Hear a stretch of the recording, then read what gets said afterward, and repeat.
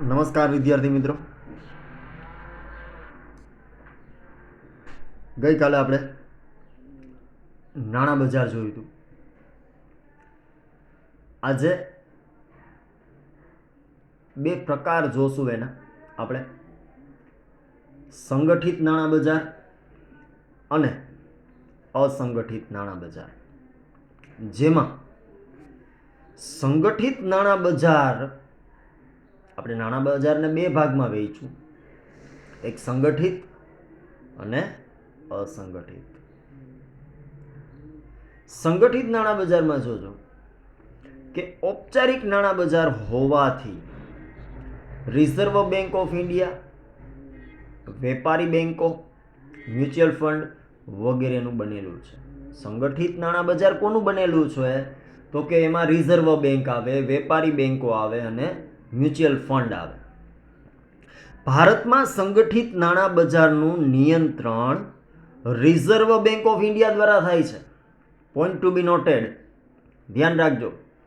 સંગઠિત નાણાં બજાર જે છે એનું સંચાલન, એનું આખું નાણાં બજાર, એનું નિયંત્રણ, એના નિયમો બધું કોણ ઘડે છે? Reserve bank of India. તમને કોઈ પૂછે કે સંગઠિત નાણાં બજારનું નિયંત્રણ કોણ કરે છે, એટલે તમારે લખવાનું થશે બેંક ઓફ ઇન્ડિયા. શું લખવાનું થશે? બેંક ઓફ ઇન્ડિયા દ્વારા થાય છે. ખાસ યાદ રાખજો. બીજી વસ્તુ એ કે સંગઠિત નાણાં બજારમાં કોનો સમાવેશ થાય છે? તો કે ભાઈ રિઝર્વ બેંક ઓફ ઇન્ડિયા, વેપારી બેંકો અને મ્યુચ્યુઅલ ફંડ. સંગઠિત નાણાં બજાર જે છે એનું નિયંત્રણ કોણ કરે છે? તો કે રિઝર્વ બેંક ઓફ ઇન્ડિયા દ્વારા થાય છે. નાણાં બજારમાં પૂરતી તરલતા જાળવવા માટે રિઝર્વ બેંક ઓફ ઇન્ડિયા વ્યાજના દરમાં જરૂરિયાત અનુસાર ફેરફાર કરે છે. દાખલા તરીકે હું તમને એક ઉદાહરણ આપું. હમણાં કોરોનાના સમયમાં ગયા વર્ષે રિઝર્વ બેંક ઓફ ઇન્ડિયા દ્વારા ઘણી બધી છૂટછાટ આપવામાં આવી હતી, જેમાં મોરેટોરિયમ આપ્યો. મોરેટોરિયમ એટલે શું? કે 6 મહિના તમારે હપ્તા નહીં ભરવાના, એનું વ્યાજ ગણવામાં આવશે. બરોબર છે. બીજી વસ્તુ એ કે રિઝર્વ બેંક ઓફ ઇન્ડિયા દ્વારા વ્યાજના દર ઘટાડવામાં આવે. માની લ્યો કે તમારે કોઈ પણ પ્રકારની લોન લેવી હોય તો એ મુજબનું તમારે જેને કહેવાય કે વ્યાજ દર જે છે એ રિઝર્વ બેંક ઓફ ઇન્ડિયા ઘટાડતી હોય છે, જેને કહેવાશે રેપો રેટ. રેપો રેટ ઘટે એટલે વ્યાજના દર ઘટે. યાદ રાખજો. બરાબર. સંગઠિત નાણાં બજારમાં treasury bill, certificate of deposit, call money જેવા નાણાકીય સાધનોનો સમાવેશ થાય છે. આ 3 બાબતેથી તમને પૈસા મળતા રહે છે: treasury bill, certificate of deposit અને કોલ મની. સંગઠિત નાણાં બજાર પદ્ધતિસર રીતે સંકલિત થયેલું છે અને રિઝર્વ બેંક ઓફ ઇન્ડિયા દ્વારા નિયંત્રણ થાય છે. બરોબર છે? ઓકે. હવે જોજો અસંગઠિત નાણાં બજાર. અસંગઠિત નાણાં બજાર અનૌપચારિક હોવાથી સંગઠિત નાણાં બજાર ઔપચારિક છે, જ્યારે અસંગઠિત નાણાં બજાર જે છે એ અનૌપચારિક છે. તેના ઉપર કોઈ કેન્દ્રીય સંસ્થાનું નિયંત્રણ હોતું નથી. મતલબ રિઝર્વ બેંકનું નિયંત્રણ અસંગઠિત નાણાં બજારમાં હોતું નથી. પ્રવૃત્તિઓ પણ કોઈ ધારાધોરણ વગર ચાલતી હોય છે. કોઈ પણ બાબત જે છે એ કોઈ પણ નિયમ મુજબ ચાલતી નથી. આ નાણાં બજાર નાણાં ધીરનાર, જમીનદારો, વસ્તુઓ ગીરો રાખી નાણાં ધીરનાર, દેશી બેન્કરો, શ્રોફ વગેરેનું બનેલું છે. દાખલા તરીકે આપણે સહકારી મંડળીઓ જોઈએ છીએ, વ્યાજ વટાવનું કરતા હોય એ જોઈએ છીએ આપણે. એને શ્રોફ કહેવાય કે જેનું વ્યાજ જે છે એ બહુ નોર્મલ હોય પણ બેંક કરતાં વધારે હોય. જમીનદારો વસ્તુઓ ગીરો રાખીને આપણે વ્યાજે વસ્તુ ગીરવે રાખીને પણ વ્યાજે પૈસા લેતા હોય છે. આ બધા વચ્ચે સંકલનનો અભાવ હોય છે, કેમ કે આમાં કોઈ નિયમ ન હોય. એટલે મારે તમારી પાસેથી 1% વ્યાજે લઈ શકું, હું તમારી પાસેથી 5% લઈ શકું, 10% લઈ શકું, કેમ કે આમાં કોઈ પણ કેન્દ્રીય સંસ્થાનું નિયંત્રણ હોતું નથી. અસંગઠિત નાણાં બજારની પ્રવૃત્તિઓ ભારતના ગ્રામ્ય વિસ્તારોમાં વધુ વિકાસ પામી છે. ગ્રામ્ય વિસ્તારમાં એટલા માટે વધારે આવું બધું હોય અસંગઠિત નાણાં બજાર, કેમ કે ત્યાં જે છે એ બહુ ઓછા રૂપિયાની જરૂર હોય પહેલાં તો. બીજી બાબત એ કે એ લોકો પાસે પૂરતા ડોક્યુમેન્ટ્સ ન હોય. અને સંગઠિત બજારમાં તો કેવું હોય કે તમારી પાસે તમામ પ્રકારના ઓરિજિનલ ડોક્યુમેન્ટ્સ હોવા જોઈએ, બરાબર છે. ત્યારબાદ જો કે શહેરી વિસ્તારોમાં પણ જોવા મળે છે. ગામડામાં વધારે જોવા મળે, શહેરી વિસ્તારમાં જોવા મળે જ છે. અને આપણે જોઈએ જ છીએ કે જેટલા લોકો વ્યાજ વટાવનું કરે છે એનું ચાલે જ છે બધાનું, બરાબર છે. એટલે એ બધા અસંગઠિત નાણાં બજારમાં આવે કે જેમાં નાણાં ધીરનાર આવે, જમીનદાર આવે, વસ્તુ ગીરવે રાખીને આવે, દેશી બેન્કરો આવે કે જેને બેંક સાથે કોઈ લેવા દેવા ન હોય, શ્રોફ આવે એટલે બહુ નોમિનલ વ્યાજે તમને પૈસા આપતા હોય, બરાબર છે. ત્યારબાદ 9.4 નાણાં બજાર સાધનો જોઈએ. એમાં આપણને 3 નાણાં બજાર સાધનો આપ્યા, ટોટલ 5 આપ્યા. એમાંથી મેઇન પેલું ટ્રેઝરી બિલ, કોમર્શિયલ પેપર, થાપણનું પ્રમાણપત્ર, commercial bill, call notice money. ખાસ જોજો એમાં ટ્રેઝરી બિલમાં. ટ્રેઝરી બિલ એ ટૂંકા ગાળા માટેનું નાણાકીય સાધન છે જે ભારત સરકાર વતી રિઝર્વ બેંક ઓફ ઇન્ડિયા બહાર પાડે છે. ભારત સરકાર વતી રિઝર્વ બેંક ઓફ ઇન્ડિયા બહાર પાડે ટ્રેઝરી બિલને, યાદ રાખજો. સમગ્ર વિશ્વમાં ટ્રેઝરી બિલ નાણાં બજાર માટે મહત્વનું ઘટક છે. ટ્રેઝરી બિલ દ્વારા સરકાર ટૂંકા ગાળા માટે ઉછીના નાણાં મેળવે છે. ટ્રેઝરી બિલની પરિપક્વતાની તારીખ 91 દિવસ કે 182 દિવસ કે 364 દિવસ હોવાથી રોકડ તરલતાનો ગુણ ધરાવે છે. મતલબ 365 દિવસ, એટલે ઓમ 364, પણ 1 વર્ષનો આનો સમયગાળો હોય ટ્રેઝરી બિલનો.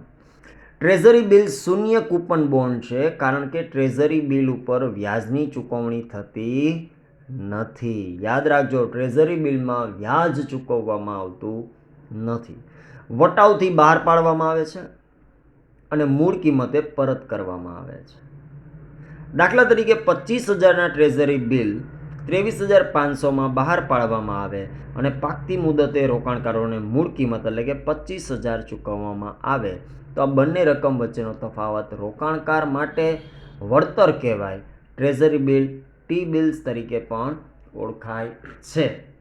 બહુ ઇન શોર્ટ ટૂંકમાં કહી દઉં કે ટ્રેઝરી બિલ જે છે એ ભારત સરકાર વતી રિઝર્વ બેંક ઓફ ઇન્ડિયા બહાર પાડે.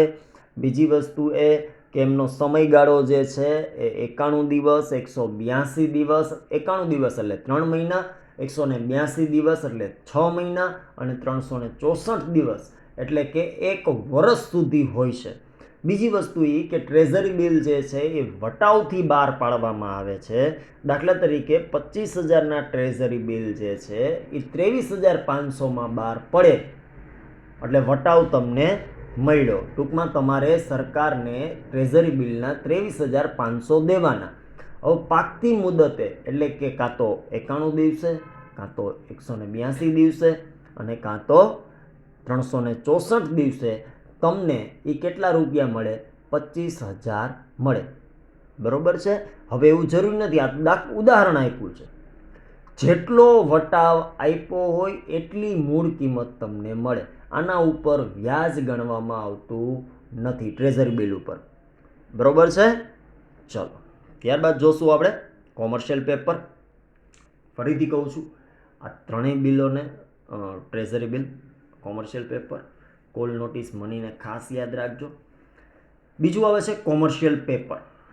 વિશ્વ સ્તરે 1980 પછી કોમર્શિયલ પેપર ઘણા લોકપ્રિય બન્યા છે. સૌપ્રથમ રિઝર્વ બેંક ઓફ ઇન્ડિયાએ જાન્યુઆરી 1990માં કોમર્શિયલ પેપર બહાર પાડ્યા હતા. યાદ રાખજો, રિઝર્વ બેંક ઓફ ઇન્ડિયાએ 1990માં જાન્યુઆરી મહિનામાં કોમર્શિયલ પેપર બહાર પાડ્યા હતા. કેમ કે 1980માં વિશ્વ સ્તરે લોકપ્રિય બન્યા, પછી ભારત સરકારે 10 વર્ષ પછી બહાર પાડ્યા જાન્યુઆરી 1990માં. કોમર્શિયલ પેપર બિન સલામત અને ટૂંકા ગાળાની વચન ચીઠી જેવો દસ્તાવેજ છે. બિન સલામત એટલે એમાં કોઈ પણ પ્રકારની સલામતી ન હોય. ટૂંકા ગાળાની વચન ચીઠી પ્રમાણે તમને એ પૈસા મળતા હોય. ટૂંકા ગાળાનું ભંડોળ મેળવવાનું સાધન છે.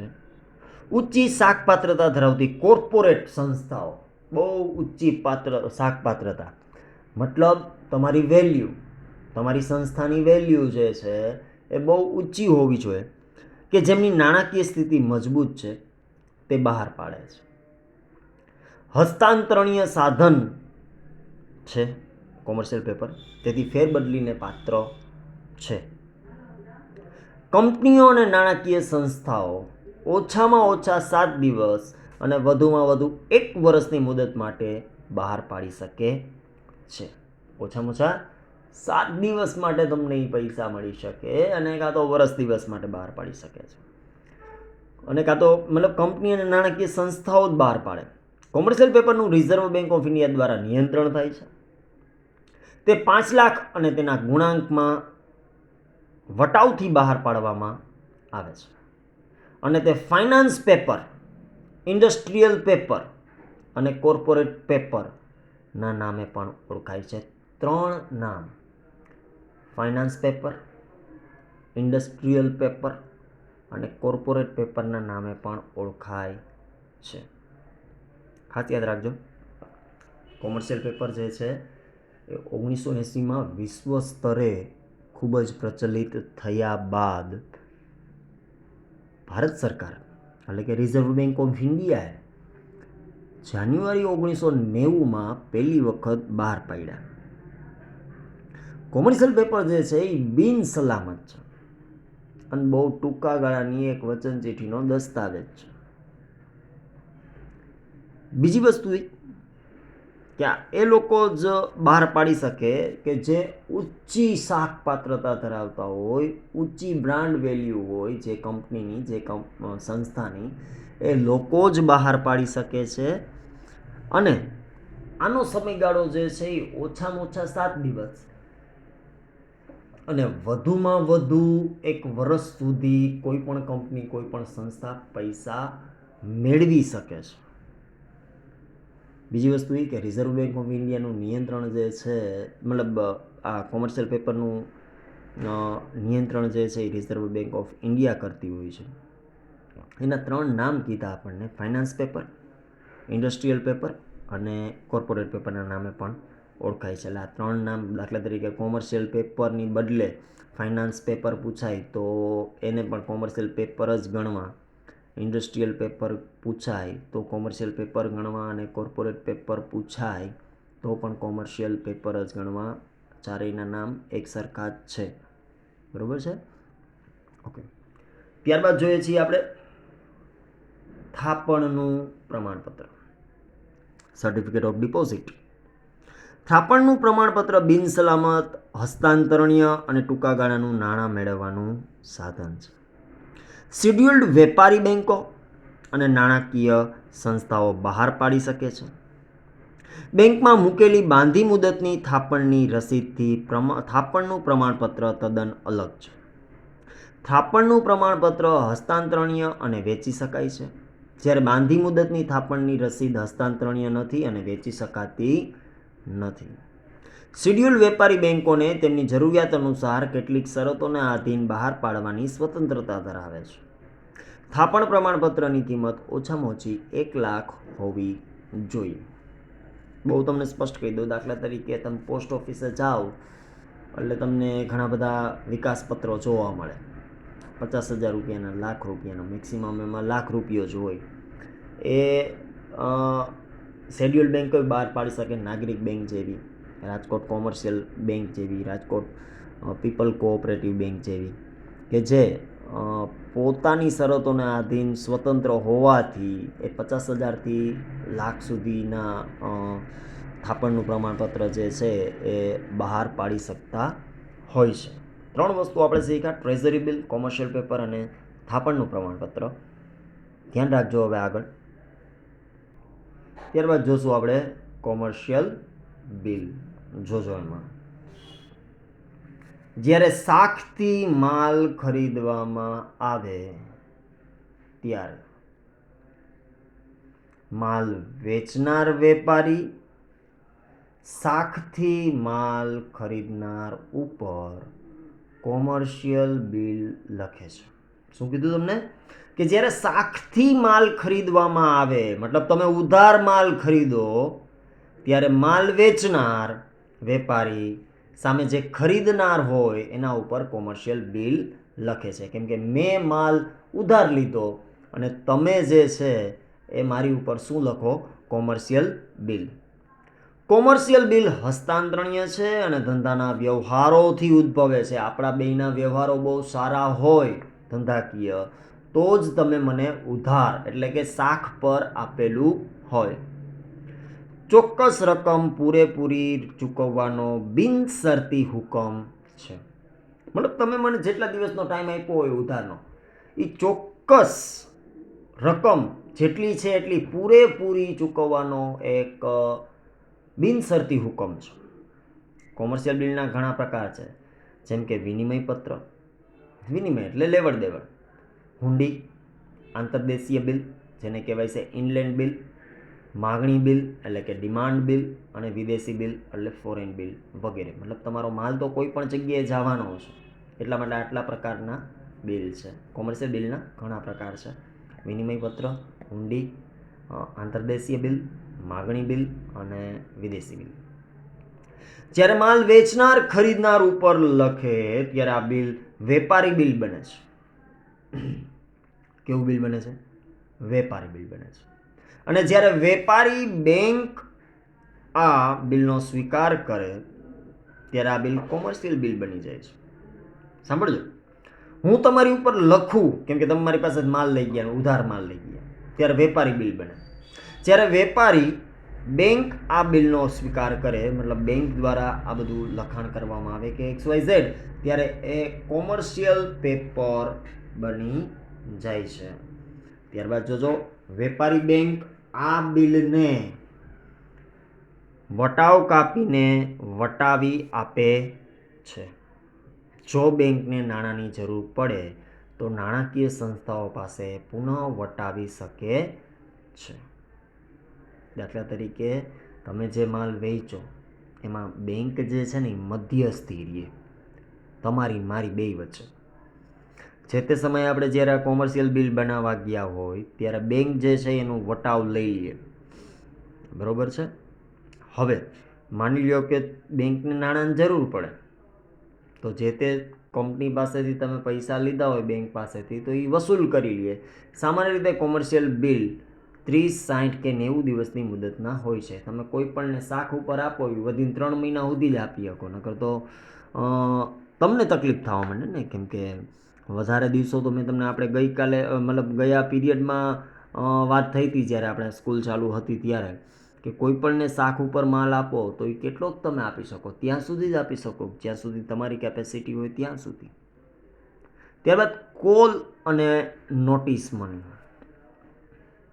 વેપારી બેંકોએ રિઝર્વ બેંકના નિયમો અનુસાર ઓછામાં ઓછી રોકડ શિલક જાળવવી પડે છે. ફિક્સ તમારે ધંધો કરવો હોય તો રોકડ શિલક તમારી પાસે હોવી જરૂરી છે, જેને રોકડ અનામત કહે છે. કેવી અનામત કહે છે? રોકડ અનામત કહે છે.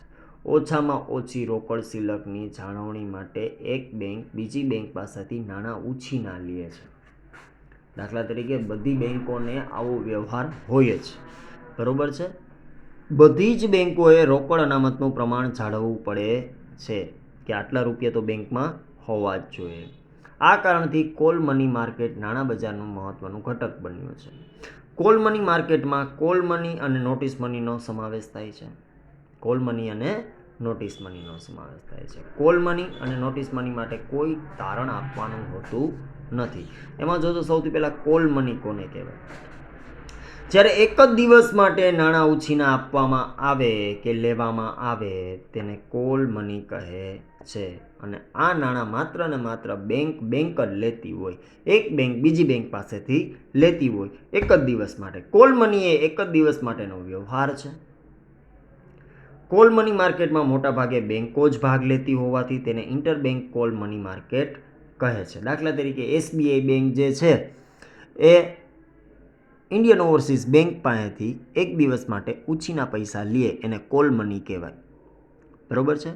બીજું, રિઝર્વ બેંકના નિયમ અનુસાર બધી જ વેપારી બેંકોએ રોકડ અનામતનું પ્રમાણ જાળવવું પડે છે. આથી રોકડની અછત અનુભવતી બેંક બીજી બેંક કે જેની પાસે વધારાની રોકડ છે તેની પાસેથી નાણાં ઉછીના લે છે. ટૂંકમાં એક દિવસની લોન એટલે કોલ મની. ટૂંકમાં શું? એક દિવસના હું તમારી પાસેથી ઉછીના પૈસા લઉં એને કહેવાય કોલ મની. બરોબર. હવે નોટિસ મની. જ્યારે 2 થી 14 દિવસ માટે નાણાં ઉછીના લેવામાં આવે તો એને નોટિસ મની કહેવાય. 2 થી 14 દિવસ સુધી નાણાં ઉછીના લેવામાં આવે એને નોટિસ મની કહે છે. ખાસ ધોરણ 12 વાળા માટે કે આજે જે આપણે સંગઠિત નાણાં બજાર, અસંગઠિત નાણાં બજાર જે જોયું એ અને નાણાં બજારના સાધનો જે જોયા 5, ટ્રેઝરી બિલ, કોમર્શિયલ પેપર, થાપણનું પ્રમાણપત્ર, કોમર્શિયલ બિલ અને કોલ મની અને નોટિસ મની. આ જે જોયું આપણે એ ખાસ વાંચી લેજો. અને ધોરણ 11માં માટે શું લખવાનું છે, પેજ નંબર 101 અને 102 ઉપર જેટલું સમજાયું એ રફ નોટમાં એકવાર લખવાનું થશે. અને જે કાંઈ 11મા વાળાને હોમવર્ક આપવામાં આવે છે એ બધું જ જ્યારે શાળા ખુલશે ત્યારે BAનું ચેક કરવામાં આવશે અને રેગ્યુલર ચેક કરવામાં આવશે, જેની દરેક વિદ્યાર્થીઓએ ખાસ નોંધ લેવી. બીજું, ધોરણ 12ના વિદ્યાર્થીઓ માટે જેટલું પણ BAમાં થાય છે એ મહેરબાની કરીને વાંચવા માંડજો. પરીક્ષા ખૂબ જ નજીક આવી રહી છે, જેની દરેકે નોંધ લેવી. અને આપણે એટલા બધા મોટા થઈ ગયા છીએ કે આપણી નોંધ આપણા વાલીએ લેવાની જરૂર નથી, આપણે ખુદ લઈ શકીએ એમ છીએ આપણી નોંધ. અને ભવિષ્યમાં આપણે શું કરવાનું છે ને શું નથી કરવાનું એ આપણને ખબર જ છે આપણા વાલી કરતાં. ધોરણ 12ના વિદ્યાર્થીઓને ખાસ જણાવવાનું કે જે વિદ્યાર્થીઓ વાંચતા નથી એ હવેના દિવસોમાં જો આજથી હજી વાંચવાનું ચાલુ કરશે તો પણ સમય છે તમારી પાસે. એટલે આ બાબતોનું ખૂબ જ ધ્યાન રાખીશું આપણે વાંચવા બાબતે. અને આપણે એટલા મોટા થઈ ગયા છીએ કે આપણને હવે વાંચવાનું કેવું ન પડે, આપણે આપણી જાતે જ બધું કરવાનું હોય છે. આજનો દિવસ અહીંયા સુધી રાખીએ છીએ. આવતીકાલે આપણે મૂડી બજારને જોઈશું. આભાર. અસ્તુ. જય હિન્દ.